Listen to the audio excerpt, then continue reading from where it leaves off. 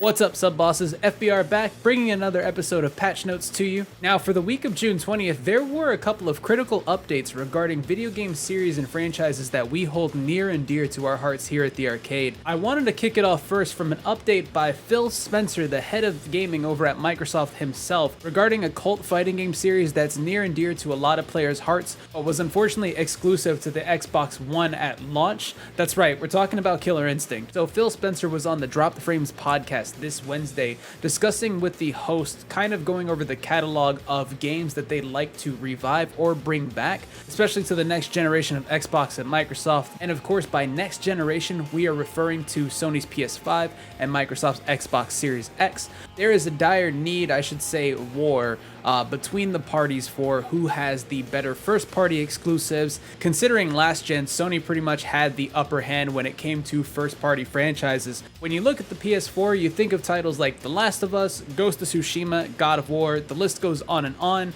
When you start to take a look at Microsoft and what they've mainly put out on a first-party perspective, of course, only the same three gaming franchises come to mind, and that even dates back to almost the Xbox 360 at this point, and those gaming franchises are Gears of War, Forza, and Halo. However, outside of the big three, as far as first-party announcements go or exclusives, we're pretty much only looking at Fable and Starfield as being the new players to the mix. I don't want to necessarily count Starfield that much because it is coming out of Bethesda. Now, of course, Microsoft has purchased Bethesda, but when you look at Microsoft's game studios, we're really only looking at those four gaming franchises. So the interesting thing here was on the Drop the Frames podcast, Killer Instinct wasn't probably even going to come up when Phil Spencer was referring to the catalog of games that he would like to go through to see if there's a chance to revive and bring a new exclusive out of them. It seemed like the podcast was just kind of raided by a lot of viewers just spamming Killer Instinct in the chat. There's still a community there that desires to know more, almost on the same level of the Rockstar community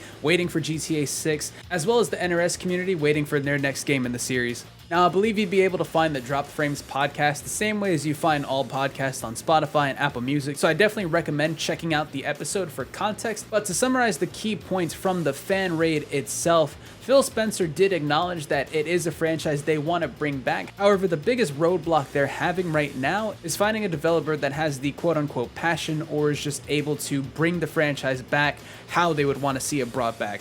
For those of you unaware of Killer Instinct's development cycle, there were two developers that worked on it, being Double Helix was the original studio that was working on bringing Killer Instinct to life. They gave us season 1 of the game that had the original 8 characters as well as plans for DLC characters being TJ Combo and Maya. However, right on the cusp of getting ready to work on that post-launch content, Amazon Game Studios actually bought out Double Helix, which required them to stop working on Killer Instinct, the franchise as a whole. This led to a real big murky spot where Microsoft actually found Iron Galaxy, who was able to step in and finish out the plans for post-launch content of Season 1, but also give us Season 2 and 3 for Killer Instinct itself, so that we actually got more content as far as characters, stages, mechanics for the characters goes too as well. The biggest problem we're facing is that there's not a development studio that's either up to the challenge or available to work on the franchise and put in the exact caliber work that Microsoft would be requiring to see Killer Instinct stand up at. But as far as this news goes, I think it's really refreshing that Phil Spencer acknowledges how large this community is and how passionate they are about the game, as new fighting games as of late are very few and far between to get a hold of. Not only that, but when we still look at Microsoft's exclusive list, it's very slim still compared to what Sony has and will be putting out in the near future. I hope we do see a revival at minimum. I miss playing Killer Instinct alone for the sound design that was brought to it during the fights. Every character had a unique theme tailored to them that would actually change its pace and beat compared to how the action of the battle was going itself. So like the more things you were doing with regards to combos connecting and how you would end them would like increase the intensity and tempo of the song itself, or as the